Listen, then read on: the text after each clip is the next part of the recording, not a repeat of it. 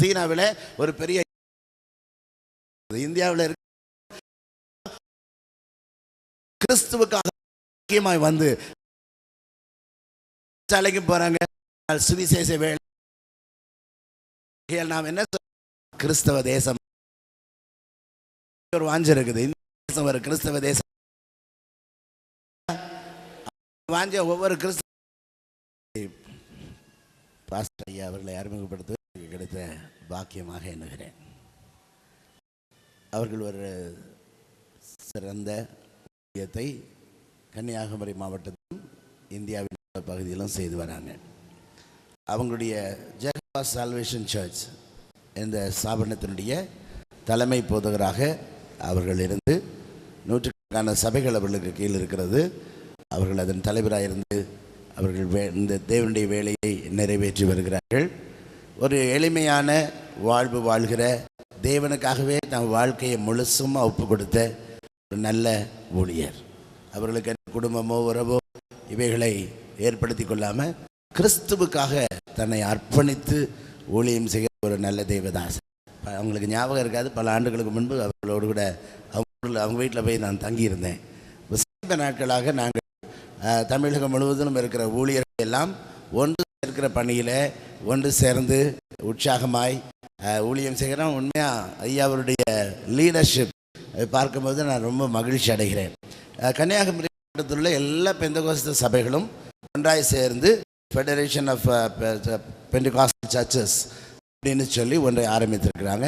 அதனுடைய தலைவராகவும் இருந்து ரொம்ப நேர்த்தியாக கன்னியாகுமரியில் இருக்கிற எல்லா சபைகளையும் ஒன்று சேர்த்து அங்கே ஒரு நடத்தி வராங்க. இப்போ தூத்துக்குடியும் பாளையங்கோட்டையும் நாளை மறுநாள் தஞ்சாவூர் அந்த டிஸ்ட்ரிக்டும் இந்த ஊழியர்கள் எல்லாம் ஒன்று கூட்டுகிற பணியை நாங்கள் எல்லாம் சேர்ந்து அதை நடத்துகிறோம். அதிலும் அவர்கள் உற்சாகமாய் பங்கெடுத்து ஊழியர்களுக்கு ஒத்தாசையாய் ஆலோசனை கொடுத்து வராங்க. அவங்க இன்றைக்கு மதுரையில் மத்தியில் இருக்கிறது இந்த சந்தோஷம். நான் பெரிய கூட்டத்தை எதிர்பார்த்து அவங்கள நான் கூப்பிட்டேன். ஆனால் கொஞ்சம் வந்திருக்கிறோம். ஆனாலும் பரவாயில்ல, ஆண்டவருடைய வார்த்தையை தேவன் அவர்கள் மூலமாய் நம்மோடு கொடுப்பார். இல்லையா? அவங்க நமக்கு இன்றைக்கு மதுரைக்கு வந்திருப்பது நமக்கு கிடைச்ச பாக்கியம். காலையில் எங்கள் சபை ஒரு பிரசங்க மிக நேர்த்தியான அருமையான, நான் அப்படி பிரசங்கத்தை கேட்கல, அப்படி ஒரு அருமையான பிரசங்கத்தை அவங்க பண்ணாங்க. இன்னைக்கு மாலையில் இந்த மத்தியில் இருக்கிறது நமக்கு சந்தோஷம். தேவனுடைய வார்த்தை அவர்கள் மூலமாக நமக்கு வெளிப்பட அவளோடு காத்திருப்போம். தட்டி வரவேற்புமா ஒரு நிமிஷம் எழுந்து இந்த பரிசுத்தமான பெற்று நாம்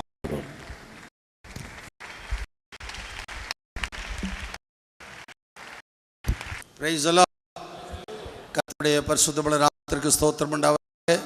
உங்கள் அனைவரையும் வாழ்த்துகிறேன். தேவ கிருபை உங்கள் மேல் அதிகமாய் பெருக்கமாய் இருப்பதை காண்கிறேன். மெய்யாகவே கர்த்தர் பெரிய காரியங்களை செய்வார். ஸ்தோத்திரம். ஹல்லேலூயா. இந்த உலக முழுவதும் ஜெபமாக அனுசரிக்கிற இந்த நாளிலே உங்கள் நடுவிலே நானும் காணப்படத்தக்கதாக எனக்கு வாய்ப்பளித்த தேவனுக்கு நான் நன்றி சொல்லுகிறேன். என்னை அழைத்த போதகர் நம்முடைய ரெவரண்ட் ஓய் ஜே அருள் அவர்களுக்கும் ஆண்டவராகிய இயேசு நாமத்திலே என்னுடைய வாழ்த்துக்களை தெரியப்படுத்திக் கொள்ளுகிறேன். இங்கே வந்திருக்கிற அத்தனை ஊழியர்களையும் ஆண்டவராகிய இயேசு நாமத்திலே வாழ்த்துகிறேன். கர்த்தரோடு கூட இருப்பாராக. ஹல்லேலூயா. கர்த்தருக்கு ஸ்தோத்திரம். நான் என்னுடைய 18 வயதாக இருக்கும்போது என்னுடைய பெற்றோர் என்னை பார்த்து சொன்னார்கள், நீ ஆண்டவருடைய ஊழியத்துக்காக பொருத்தனை பண்ணப்பட்ட ஒரு மனிதன் ஆகையினாலே நீ அந்த ஊழியத்தை தெரிந்து கொள்ள வேண்டும் என்று சொன்னார்கள். நான் ஜெபித்தேன். என்னுடைய பெற்றோர் சேர்ந்து ஜெபித்தேன். தேவன் தம்முடைய பரிசுத்த வல்லமையினால் நிரப்பினார். கடந்த 60 வருஷங்களாக இந்த ஊழியத்தில் இருக்கும்படியாக கர்த்தர் எனக்கு பாக்கியம் கொடுத்தார். எல்லாரும் கை தூக்கி ஒரு அல்லேலூயா சொல்வோமா? ஹல்லேலூயா. கர்த்தருக்கு ஸ்தோத்திரம். நம்ம ஜெபத்தை கேட்கிற ஒரு நல்ல தேவன். நம்முடைய தேவன் சாதாரண தேவன் அல்ல, ஒரு நல்ல தேவன். ஜெபத்தையே அவர் கேட்கிறார். ஜெபத்தை கேட்கிறது மாத்திரமல்ல, ஜெபத்திற்கு மேலான காரியங்களை செய்கிறார். நாம் நினைத்ததற்கும் அதிகமாக நமக்கு செய்ய வல்லவர். இந்த நாளில் கர்த்தர் கொடுத்த சில வார்த்தைகளை நான் உங்களுக்கு சொல்ல போகிறேன். கர்த்தருக்கு ஸ்தோத்திரம். ஜனங்கள் தேசத்திலே 430 வருஷ காலம் இருந்தார்கள். அதில் 30 வருஷ காலம் விடுதலை சுயாதீனமாய் இருந்தார்கள். ஆனால் 400 வருஷ காலம் அடிமைத்தனத்திலே வேதனைப்பட்டு கண்ணீரோடு கொண்டே இருந்தார்கள். தேவன் இருந்து விடுதலை செய்வதற்காக மோசே வந்தார். மோசே தேவனுடைய அதிகாரத்தை பெற்றுக்கொண்டு அந்த இஸ்ரவேல் ஜனங்களை விடுதலை செய்வதற்காக தேவன் கொடுத்த ஒவ்வொரு காரியத்தையும் செய்தான். பெரிய அடையாளங்கள், பெரிய அற்புதங்கள், பெரிய ஆச்சரியமான காரியம் நடந்தது. தண்ணீர் ரத்தமாய் மாறினது. ஜனங்களுக்கு விடுதலை கிடைக்கவில்லை. எங்கு பார்த்தாலும் தவளையாய் வந்தது, விடுதலை கிடைக்கவில்லை. எங்கு பார்த்தாலும் பேய்களாய் வந்தது, விடுதலை கிடைக்கவில்லை. இஸ்ரவேல் ஜனங்கள் ஆச்சரியப்படுகிறார்கள், இவ்வளவு பெரிய அற்புத அதிசயமான காரியம் நடந்தும் நமக்கு விடுதலை இல்லையே, நாம் இன்னும் விடுதலை இல்லாமல் இருக்கிறோமே என்று அவர்கள் எண்ணிக்கொண்டிருக்கும் போது ஆண்டவர் சொன்னார், இஸ்ரவேல் ஜனங்களாகிய உங்கள் நடுவிலே ஒரு காரியம் நடைபெற வேண்டும். இன்றைக்கு நம்மோடு ஆண்டவர் அதைத்தான் சொல்லுகிறார். நம்முடைய தேசம் விடுதலை பெற வேண்டும், நம்முடைய இயேசுதான் ரட்சகர் என்று நாவுகள் எல்லாம் பண்ண வேண்டும். வானத்தின் கீழே பூமியிலே இருக்கக்கூடிய சகல ஜனங்களும் இயேசுவை ஆண்டவர் ரட்சகருமாக ஏற்றுக்கொள்ள வேண்டும். அது யாரை பொறுத்தது என்றால் இன்றைக்கு நம்மை பொறுத்தது, ஊழியர்களை பொறுத்தது, விசுவாசிகளை பொறுத்தது, கிறிஸ்தவர்களை பொறுத்தது. நம்மிடத்தில் செய்ய வேண்டிய ஒரு காரியம் நடந்தால் நிச்சயமாகவே நம்முடைய தேசம் கடலுக்குள்ளாக கடந்து வரும். நான் சொல்றதை கவனித்துக் கொள்ளுங்கள். நமது மத்திலே நடைபெற வேண்டிய காரியம் எவ்வளவுதான் நாம் ஜெபிக்கிறோம், கர்த்தர் ஜெபத்தை கேட்டு அவர் காரியங்களை செய்கிறார். ஆனால் இன்னும் சரியாய் நடைபெற வேண்டிய அளவு நடைபெறவில்லை. இஸ்ரவேல் ஜனங்கள் என்ன பண்ணினார்கள்? ஒரு ஆட்டுக்குட்டியை தெரிந்தெடுக்க கொள்ள வேண்டும், அடித்து அதனுடைய ரத்தத்தை தாங்கள் இருக்க வீட்டுகளிலே பூசிக்கொள்ள வேண்டும். இரத்தம் பூசப்பட்ட வீட்டுக்குள்ளே இருந்து பஸ்காவை ஆசரிக்க வேண்டும் என்று ஆண்டவர் அவர்கள் கட்டளையிட்டார். அதை செய்த அன்றைக்கு நடுராத்திரியிலே எகிப்தின் அரசாங்கத்தில் இருந்து ஒரு விடுதலை இஸ்ரவேல் ஜனங்களுக்கு கூறப்பட்டது. அந்த இரவிலே ஜனங்கள் அணி அணியாய் புறப்பட்டு போனார்கள் என்று வேதத்திலே நாம் வாசிக்கிறோம். அருமையான ஆண்டவருடைய பிள்ளைகளே, முதலாவதாக நாம் ஒவ்வொருவரும் இயேசுவின் ரத்தம் பூசப்பட்டவர்களாக இருக்க வேண்டும். நாம் ஒவ்வொரு குடும்பமும் இயேசுவின் ரத்தம் பூசப்பட்ட குடும்பமாக இருக்க வேண்டும். நாங்கள் அப்படித்தான் இருக்கிறோம் நீங்கள் சொல்லலாம். அதற்கு அடையாளம் என்ன? என்ன சம்பவிக்கிறது? உங்களுடைய வீட்டின் தெருவிலே, நீங்கள் இருக்கக்கூடிய இடத்திலே எத்தனை பேர் திரும்பாமல் இருக்கிறார்கள்? எத்தனை பேர் விடுதலை இல்லாமல் இருக்கிறார்கள்? ஒரு வாழ்க்கையிலே என்ன நடக்கிறது? இயேசு ரத்தம் எங்கள் மேல் பூசப்பட்டு இருக்கிறது. நாங்கள் ஆண்டவராய் இயேசு கிறிஸ்துவை சொந்த ரட்சகராக ஏற்றுக்கொண்டோம். நாங்கள் இயேசுவுக்காகவே ஜீவிக்கிறோம். நாங்கள் இயேசுவினுடைய பிள்ளைகள். தைரியமாய் சொல்லுகிறோம், மகிழ்ச்சி, நல்ல காரியம். ஆனால் அதற்கு அடையாளம் என்ன? உங்களுக்குள்ளே இருக்கக்கூடிய சந்தோஷமும் உங்களுக்குள்ளே இருக்கக்கூடிய விசுவாசம் மட்டுமல்ல அடையாளம். நமது இந்த வாடை, இந்த செயல் மற்றவர்களையும் ஆண்டு கொள்ள வேண்டும். வேதத்திலே வாசிக்கும் போது இஸ்ரவேல் ஜனங்கள் மாத்திரமல்ல, அநேக எகிப்தியர்களும் புறப்பட்டு போனார்கள் என்று வாசிக்கிறோம். நடந்த இந்த சம்பவத்தில் அநேக எகிப்தியர்கள் புறப்பட்டு போனார்கள். பெரிய விடுதலை. பார்வோன் அவருடைய சுமந்த சமுத்திரத்திலே அமிழ்ந்து போனது. ஆகினால் முதலாவது ஆண்டவரே, நான் என்ன செய்ய வேண்டும்? ஆண்டவரே, என்னுடைய தேசம் உண்மை அறிவதற்காக நான் என்ன செய்ய வேண்டும்? ஆண்டவரே, என்னுடைய தெருவில் உள்ள ஜனங்கள் உண்மை அறிவதற்காக நான் என்ன செய்ய வேண்டும்? அந்த கேள்வியை எப்பொழுதும் நாம் ஆண்டவரிடத்திலே கேட்க வேண்டும். ஊழியக்காரர்களும் கேட்கலாம், விசுவாசிகளும் கேட்கலாம். இயேசுவை ஏற்றுக்கொண்ட கொண்ட ஒவ்வொருவரும் கேட்கலாம், ஆண்டவரே நான் என்ன செய்ய சித்தமாயிருக்கிறேன். பவுல் அப்படித்தான் கேட்டார். ஆண்டவர் அவனை சந்தித்த உடனே, ஆண்டவரே நான் என்ன செய்ய சித்தமாயிருக்கிறேன். ஆண்டவர் வெளிப்படுத்தினார். ஆச்சரியமான நடந்தது. யோவான் ஸ்நாபகன் இந்த உலகத்தில் வந்தபோது யோவான் ஸ்நாபகன் ஊழியம் கொடுக்கப்பட்டது. என்ன ஊழியம் கொடுக்கப்பட்டது? நாம் மத்தேயு சுவிசேஷத்திலே வாசிக்கும் போது அவர் என்ன சொல்லுகிறார் பாருங்கள்.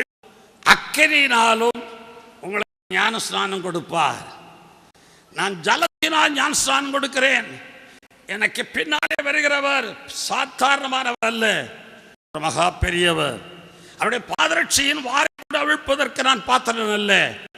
அவரோ பரிசுத்த ஆவியினாலும் அக்கினியினாலும் ஞான ஸ்நானம் கொடுப்பார். இயேசு வந்தார். ஆண்டவராய் இயேசு வந்த அவரிடத்தில் ஞான ஸ்நானம் பெற்றார். அவர் ஞான ஸ்நானம் பெறுவதற்கு முன்னதாக பரிசேயர் வந்தார்கள், ஞான ஸ்நானம் பெற்றார்கள். யோவான் ஸ்நாபகனிடத்திலே சதுசேயர் வந்தார்கள், ஞான ஸ்நானம் பெற்றார்கள். அந்த ரெவென்யூ டிபார்ட்மெண்ட் உள்ளவர்கள் வந்து ஞான ஸ்நானம் பெற்றார்கள். அந்த ஆர்மியில் உள்ளவர்கள் வந்து ஞான ஸ்நானம் பெற்றார்கள். அந்த காவல்துறையிலிருந்து வந்தவர்கள் ஞான ஸ்நானம் பெற்றார்கள். பொதுவான யூதர்கள் வந்து ஞான ஸ்நானம் பெற்றார்கள். யோவான் ஸ்நாபகனுக்கு சீஷனாக இருந்தவர்கள் இயேசுவின் சீஷனாக மாறினார்கள். அவர்களும் ஞான ஸ்நானம் கொடுத்தார்கள். ஆனால் இயேசு ஒரு ஞான ஸ்நானம் கொடுக்கவில்லை. யோவான் ஸ்நாபகன் சொன்னார், எனக்கு பின்னால் வருகிறவர் என்னோட பெரியவர். நான் ஜலத்தினாலே ஞான ஸ்நானம் கொடுக்கிறேன். அவர் பரிசுத்த ஆவியினால் அக்கினியால் ஞான ஸ்நானம் கொடுப்பார்.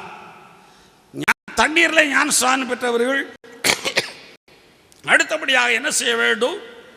இயேசுவிடத்தில் வர வேண்டும். இயேசுவே, நீர் பரிசுத்த ஆவியினாலும் அக்கினியினாலும் ஞான ஸ்நானம் கொடுப்பதை கேள்விப்பட்டோம். எங்களுக்கு பரிசுத்த ஆவியையும் அக்கினியையும் தாரும் என்று அவர்கள் போய் கேட்டிருக்கலாம். ஆண்டவர் இயேசு சொல்லுகிறார், இப்பொழுதே அக்கினியை நான் போட வந்தேன், அது இப்பொழுதே பற்றி எறிய வேண்டும் என்று விரும்புகிறேன். ஆனால் இப்பொழுது என்னால் இதை செய்ய முடியாது.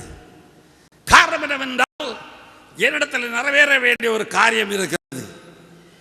மனுஷகுமாரன் மகிமைப்பட வேண்டும். மனுஷகுமாரன் மகிமைப்படாமல் ஆவியினாலோ அக்கினியினாலோ நான் ஒண்ணுமே செய்ய முடியாது.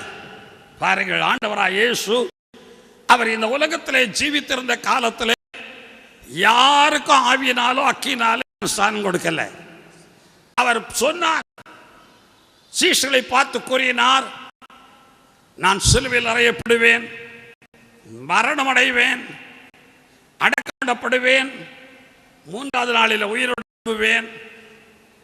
நான் பிதாவை வேண்டிக் கொள்ளுவேன், போய் சத்தியாவியாக அவரை பிதாவாகிய தேவன் உங்களுக்கு தருவார். நீங்கள் அந்த சத்தியாவி ஆவியானவரை பெற்றுக் வேண்டும். நீங்கள் எல்லாரும் பரிசுத்த ஆவியினால் நிரம்ப வேண்டும். நீங்கள் பரிசுத்த ஆவியை பெற்றுக்கொள்ள வேண்டும் என்று அவர் கூறினார். அக்கினி பெற்றவர் அதற்கு பிற்பாடு வாய் தரவே இல்லை. கர்த்தருக்கு ஸ்தோத்திரம். அப்போஸ்தலர்களின் புத்தகம் 1ஆம் அதிகாரத்தில் வாசிக்கிற போது இயேசுவார் என்ன சொல்றார் பாருங்கள். அப்போஸ்தலர் 1ஆம் அதிகாரம் 4ஆம் வசனத்திலிருந்து நான் வாசிக்கிற பொழுது, அவர்களுடனே அவர் கூடி வந்திருக்கும் பொழுது அவர் என்ன சொல்லுகிறார்? அன்றியும் அவர் அவர்களுடனே கூடி வந்திருக்கும் போது அவர்களை நோக்கி, யோவான் ஜலத்தினாலே ஞானஸ்நானம் கொடுக்கிறான், நீங்கள் சில நாட்களுக்குள்ளே பரிசுத்த ஆவியினாலே ஞானஸ்நானம் பெறுவீர்கள். அக்கினி பற்றி ஒரு வார்த்தை அவர் சொல்லவே இல்லை. கர்த்தருக்கு ஸ்தோத்திரம். எங்கு பார்த்தாலும் அப்படித்தான் இருக்கிறது. பரிசுத்த ஆவியை பெறுவீர்கள், பரிசுத்த ஆவியை பெறுவீர்கள். பிதா பரிசுத்த ஆவியை உங்களுக்கு தருவார், பரிசுத்த ஆவியை உங்களுக்கு தருவார். அருமையான பிள்ளைகளே, நாம் ஒரு வித்தியாசமான காலத்தில் நாம் இப்போது இருக்கிறோம். நன்றாய் புரிந்து கொள்ள வேண்டும். நமக்குள்ளே ஒரு பெரிய மாறுதல் உண்டாக வேண்டும். நமக்குள்ளே இந்த மாறுதல் ஆரம்பித்து விட்டது. அதற்கு நாம் உற்சாகம் கொடுத்து எழுப்புதல் அடைய வேண்டும். என்ன சொன்னார்? பரிசுத்த ஆவியினாலே நீங்கள் நிரப்பப்பட வேண்டும் என்று சொன்ன பொழுது சீஷர்கள் எருசலேமை விட்டு போகாமல் அவர் பிதாவின் வாக்குத்தத்தம் நிறைவேற காத்திருந்தார்கள். ஆனால் அவர்கள் காத்திருப்பதற்கு முன்னதாக உயிர்த்தெழுந்த ஆண்டவராய் இயேசு என்ன செய்ய வேண்டியிருந்தது? இயேசு மரித்து விட்டார் என்று அறிந்தவுடனே அவர் பின்னாலே சீஷர்கள், அவருடைய அதிகாரத்தினாலே அற்புதங்களையும் அதிசயங்களையும் நடப்பித்த சீஷர்கள், அவரோடு கூட ஒன்று உறவாடி வாழ்ந்த சீஷர்கள், அவன் தந்தன் வழியே போய்விட்டான். மீன் பிடிக்க தெரிந்த மீன் பிடிக்க போனான், எம்மாவூருக்கு போனான். மற்றவர்கள் அங்காங்கே போனார்கள். சிலர் வீட்டை அடைத்துக் கொண்டு என்ன செய்யலாம் என்று கவலையோடு பயத்தோடு இருந்து கொண்டிருந்தார்கள். நம்முடைய ஆண்டவர் 40 நாள் என்ன வேலை செய்தார் பாருங்கள். அத்தனை பேரும் இருந்த இடத்துல எல்லாம் கூட்டி அவங்களெல்லாம் கொண்டு வந்து அவர்கள் எல்லாம் ஒன்று சேர்த்து சொன்னார், நான் போகிறேன், நான் பிதாவிடத்திலே போகிறேன், உங்களுக்காக பிதாவை பார்த்து வேண்டிக் கொள்ளுவேன், உங்களோடு என்றென்றைக்கும் இருக்கும்படியாக சத்தியாவியாகிய வேறொரு தேற்றவாளரை அவர் உங்களுக்கு தருவார். நீங்கள் ஆகியனாலே எருசலேம் விட்டு போகாமல் அந்த பிதாவின் வாக்குத்தத்தத்தை நிறைவேற காத்திருங்கள் என்று கட்டளையிட்டு அவர்கள் சொல்லிவிட்டு போனார். சில நினைக்கிறார்கள், இடையில் ஒரு நாள் அந்த சீஷர்கள் மேலே ஆண்டவர் ஊதி பரிசுத்தாவியை பெற்றுக்கொள்ளுங்கள் என்று சொன்னாரே, அப்போதாவது அவர்கள் பரிசுத்தாவி பெறவில்லையா? அப்போதும் பெறவில்லை. ஊதினார். ஏன் ஊதினார்? ஆண்டவருக்கு ஊதி பழக்கம் உண்டு. ஆதாமை உருவாக்கின ஆண்டவர் அவனுடைய நாசிலே ஊதினார், அவன் ஜீவாத்மாவானான். இஸ்ரவேல் ஜனங்கள் கானான் தேசத்துக்கு பிரயாணம் பண்ணி வருகிறார்கள். வழியிலே சுமந்த சமுத்திரம் வந்து விட்டது. அந்த சுமந்த சமுத்திரத்தை 2ஆய் பிளக்க வேண்டும். ஆண்டவர் ஊதினார், சமுத்திரம் 2ஆய் பிளந்தது. ஹல்லேலூயா. ஊதினார் எழுதியிருக்கான்னு பார்ப்பீங்க. கர்த்தருக்கு ஸ்தோத்திரம். யாத்திராம் 15ஆம் படிச்சு பாருங்க. அவருடைய நாசி சுவாச காற்றினாலே தான் அந்த ஜலம் குவிந்தது என்று எழுதியிருக்கிறது. ஆண்டவருடைய பிள்ளைகளே ஊதினார். ஏன் ஊதினார்? ஒரு மாறுதல் வருவதற்காக. இவர்கள் எல்லாரும் அங்கே அலைந்தார்களே, ஆண்டவரை விட்டு போனார்களே, ஊதின போது அவர்களுக்கு ஒரு விழிப்புணர்வு, நாம் இனி காத்திருக்க வேண்டியதுதான், நாம் இனி பரிசுத்தாவியை பெற வேண்டியதுதான் என்ற எண்ணம் உண்டாகி அவர்கள் காத்திருந்தார்கள்.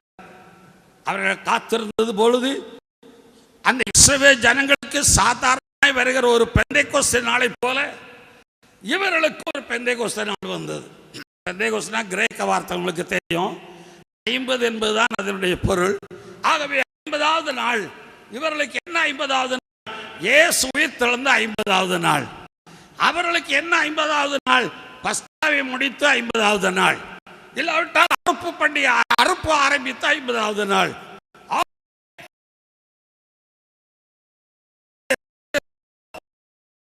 50வது நாள் நம்ம சீஷர் பக்கம் சேர்ந்து 50வது நாளை கொண்டாடுகிறோம். ஹல்லேலூயா. அதைத்தான் நாம் ஆசரிக்கிறோம். பாருங்கள், அதனாலே நம்ம பெந்தைக்கோஸ்துக்காரன் சொல்றதுக்கு வெட்கப்பட வேண்டிய தேவையே கிடையாது. பெந்தைக்கோஸ்துக்காரங்க பெந்தைக்கோஸ்துக்காரங்க தான் என்று சொல்றதுக்கு அதேரியப்பட வேண்டிய தேவையே இல்லை. ஏன் தெரியுமா? நம்மை பலப்படுத்த உறுதிப்படுத்தவும் நமக்கு ஒரு பெந்தைக்கோஸ்து ஆண்டவர் ஆரம்பித்து அந்த நாளிலே ஏகദേശம் 2000 வருஷங்களுக்கு மேல் ஆகிவிட்டது. பூலோகத்தில் உள்ள ஜனங்கள் எத்தனை பேர் மனம் திரும்பி இருக்கிறார்கள்? எத்தனை %? ஒவ்வொரு இடத்தை நாம் கவனித்து பார்ப்போம். நம்முடைய இந்தியாவை பார்ப்போமே, நம்முடைய தமிழ்நாட்டை பார்ப்போமே.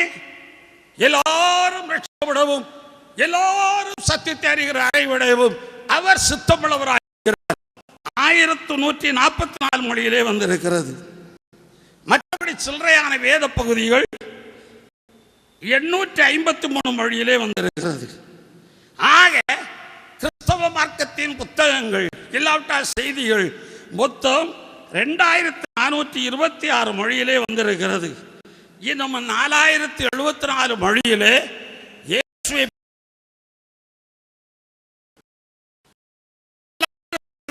மொழியிலே நம்முடைய இயேசுவை குறித்து ஒன்றும் தெரியாது.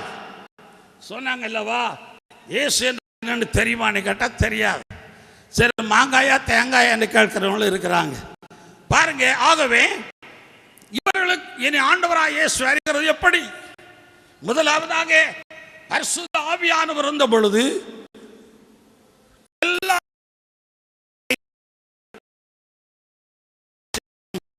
அடுத்தது நாடுகள் எல்லாம் தேவனுடைய சுவிசேஷம் சென்றது உண்மைதான். ரட்சிப்பின் சுவிசேஷம், சுத்தமாதலின் சுவிசேஷம் எல்லா இடங்களிலும் கடந்து போனது. நம்முடைய இந்தியாவை பொறுத்த அளவிலே பாருங்கள், நம்முடைய இந்தியாவிலே 1650 மொழி இருக்கிறதா. இது முழுமையாகவும் வெறும் 58 மொழியிலே தான் வந்திருக்கிறது. வெறும் 58 மொழியிலே தான் முழு வேதாகமும் வந்திருக்கிறது. இன்னும் பாருங்கள், புதிய ஏற்பாடு ஒரு 50 மொழியிலே தான் புதிய ஏற்பாடு வந்திருக்கிறது. ஒரு 100 மொழியிலே சுவிசேஷ மத்தேயு, மார்க்கு, லூக்கா சுவிசேஷம் வந்திருக்கிறது. பாருங்கள்,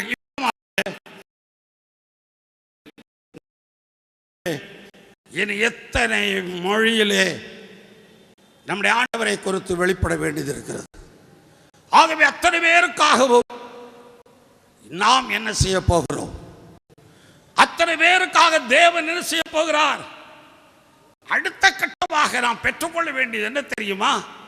இது நமது மேல் விழுந்த ஒரு கடமை. அத்தனை மக்களையும் கிறிஸ்துவுக்குள்ளே கொண்டு வருவதற்காக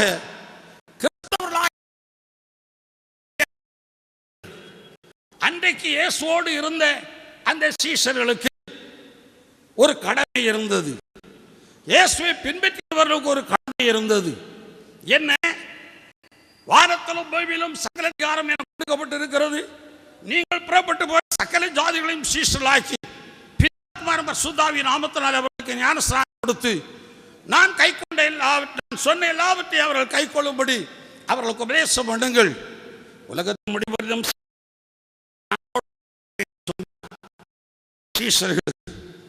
பிரியமானவர்களை, இன்றைக்கு பாருங்கள், உலகத்தில் உள்ள எல்லா ஜாதிகளும் சுவிசேஷத்தை ஏற்றுக்கொள்ளவில்லை, சென்று சேரவில்லை. அவர்கள் சென்று சேர பண்ண தேவன் ஒரு காரியம் செய்ய விரும்புகிறார். அன்றைக்கு இப்படி பரிசுத்தாவியாரோ அதே போல தேவன் தம்முடைய அக்கினியின் அபிஷேகத்தை அனுப்ப போகிறார். கைத்தை ஒரு அல்லேலூயா சொல்லுமா?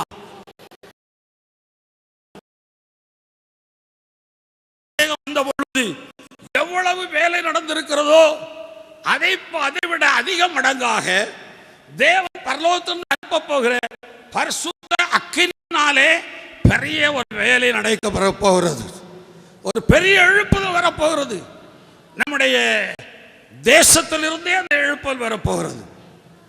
நம்முடைய நாட்டிலிருந்தே அந்த எழுப்புதல் வரப்போகிறது.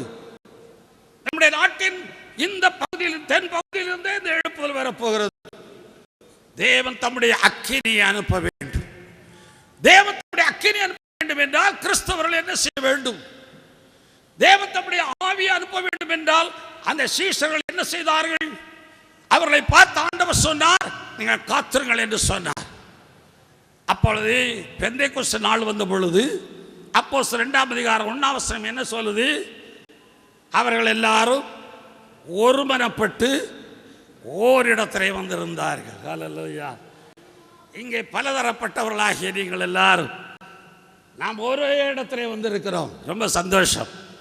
மனந்தா இப்படி இருக்குன்னு பார்க்கணும். கர்த்தருக்கு ஸ்தோத்திரம். பாருங்கள், எல்லாருக்கும் ரொம்ப சந்தோஷம். ஆனால் ஒரு இடத்துல நாம் எல்லாரும் வந்திருக்கிறோம். ஆனால் நம்ம மனமெல்லாம் ஒரு மனமா இருக்குதா? பாருங்க, இப்பவுமே அக்கினி பிடிக்கும். கர்த்தருக்கு ஸ்தோத்திரம். ஒரு மனப்பட்டவர்களாய் ஒரு இடத்துல வந்தார்கள். நம்முடைய தேவன் அக்கினியை அனுப்பி பழக்கம் உள்ளவர். பரலோகத்திலேயே இருக்கிற தம்முடைய வல்லமையை, தம்முடைய சக்தியை அக்கினிமயமாய் அனுப்பி பழகினவர். ஹல்லேலூயா. ஆயினாலே அவருக்கு அது பெரிய விஷயம் அல்ல. ஆனால் நமக்கு அதை பெற்றுக்கொள்ளத்தான் ஒரு பெரிய காரியமாக இருக்கிறது. அதை பெற்றுக்கொள்வதற்காக என்ன செய்ய வேண்டும்?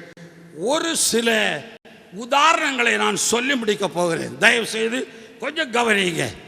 ஒரு சில உதாரணங்கள் நம்ம எல்லாருக்கும் தெரிந்த சம்பவங்கள் தான். ஆகாப் ராஜாவின் காலத்தில் எலியா போய் சொல்லுகிறான், நான் சொல்லி இல்லாமல் நாட்டில் மழையோ பனியோ என்ன செய்யாது, பெய்யாது. போயிட்டான். நாட்டில் மழையும் இல்லை, பனியும் இல்லை. கர்த்தர் சொன்னார், நீ போ, ஆகாப்புக்கு உன்னை காண்பி. திரும்ப வந்தான். ஆகாபுக்கு காண்பித்தான். ஆகாபை பார்த்து எலியா சொல்லுகிறான், கர்த்தர் தெய்வம் என்றால் கர்த்தரை பின்பற்றி, பாகால் தெய்வம் என்றால் பாகாலை பின்பற்றி இன்றைக்கு பரிசோதித்து அறிவோம். அல்லேலூயா! எவ்வளவு தீர்க்கன் பாருங்க. அதுக்கு என்ன செய்ய வேண்டும்? அக்கனியினாலே உத்தரவாரலும் தெய்வம் தான் தெய்வம். பலிபீடத்தை கட்டி நீங்கள் உங்கள் பாகாலுக்கு பலி செலுத்துங்கள். வாரத்திலிருந்து அக்கினி வந்து அதை படிக்கட்டும். இல்லை, நான் பலிபீடம் கட்டி யெகோவாவுக்கு நான் பலி செலுத்துகிறேன், வாரத்திலிருந்து அக்கினி வந்தால் வருகிறதா பாருங்க. நம்ம சரித்திரம் தெரிஞ்ச காரியம் அல்லவா? அவங்க ஃபெயில் ஆயிட்டாங்க. எலியா பலிபீடத்தை கட்ட எப்ப என்ன செய்தார் யோசிங்க. 12 கல் எடுத்தார். நன்றாய் கவனியுங்கள். 12 கல்லை எடுத்தார். ஏன் தெரியுமா? அன்றைக்கு தெய்வத்துடைய பிள்ளைகள் என்று பெயர் எழுதப்பட்டவர்கள், அன்றைக்கு தேவனுடைய பிள்ளைகள் என்று தேவனால் அங்கீகரிக்கப்பட்டவர்கள் 12 கோத்திரத்தார். ஆகவே இந்த 12 கோத்திரத்தாருடைய பெயரிலே 12 கற்களை எடுத்து அவன் ஒன்றின் மேல் ஒன்றாக அடுக்கி ஒரு பலிபீடத்தை கட்டினான். ஹல்லேலூயா, ஹல்லேலூயா. இன்றைக்கு எலியா இருந்தால் 12 கல் எடுத்து கட்டினா போதாது, 12,000 கல் எடுக்கணும் பாருங்களேன். கர்த்தருக்கு ஸ்தோத்திரம். பாருங்கள், அத்தனை கல்லுகளை ஒன்னாய் அடுக்கினால் தான் பலிபீடம். ஆகவே நம்முடைய பிரிவினையின் சக்தியை நசுக்க வேண்டும். நாம் ஒருவரை விட்டு ஒருவர் பிரிந்திருக்கிற இந்த கிறிஸ்தவத்தின் பிரிவினை மாற வேண்டும். தேவனிடத்தில் அக்கினி வர ஆயத்தமாய் இருக்கிறது. ஒரு பலிபீடமாக நாம் சேர வேண்டும். அந்த பலிபீடத்திலே நம் எல்லாருடைய பெயரும் சேர வேண்டும். இஸ்ரவேல் ஜனங்கள் 12 கோத்திரத்தாரங்க நின்று கொண்டிருக்கிறார்கள். அப்பொழுது எலியா என்ன சொல்லுகிறான்? நீங்க எல்லாம் பலிபீடம் இஸ்ரவேல் சொல்லுறதுக்கு உதவா கருவிகள், உங்களை எல்லாம் இஸ்ரவேல் சொல்லவே முடியாது. இப்ப இஸ்ரவேல் யார் தெரியுமா? இந்த பலிபீடம் தான் இஸ்ரவேல். ஹல்லேலூயா, ஹல்லேலூயா. நம்ம எல்லாம் கிறிஸ்தவனி சொல்ல முடியுமா? இப்படி பிளந்து கிடக்கும் போது, இப்படி பிரிந்து கிடக்கும் போது, ஒருவரை ஒருவர் ஏசி பேசி நடக்கும் பொழுது, ஒருவரை ஒருவர் ஏமாற்றி என்ன செய்யலாம் நடக்கும் பொழுது நமக்குள்ள பேசலாம், பயப்படாதீங்க. கர்த்தருக்கு ஸ்தோத்திரம். பாருங்க, ஆகவே நம்மில் இருக்கிற இந்த தோஷங்கள் எல்லாம் மாற்றி, இந்த அன்பு தாட்சிகள் எல்லாவற்றையும் நீக்கி, ஒருவரை ஒருவர் அவதூறாய் பேசுகிற நிலைமையெல்லாம் மாற்றி, நாம் எல்லாம் ஒன்றாய் ஒரே பலிபீடமாய் அமைக்கப்பட்டு ஆராதிப்போமானால், ஹல்லேலூயா, வானத்திலிருந்து அக்கினி இறங்கும் என்பதற்கு சந்தேகம் இல்லை. தேசத்துடைய ஜனங்கள் கர்த்தரே தெய்வம், கர்த்தரே தெய்வம் என்று சாதாரணமாய் சத்தமிட்டு ஏற்றுக்கொள்வார்கள். பெரிய குருசேடு வேண்டாம், பெரிய கூட்டம் கூட வேண்டாம். கர்த்தருக்கு ஸ்தோத்திரம்.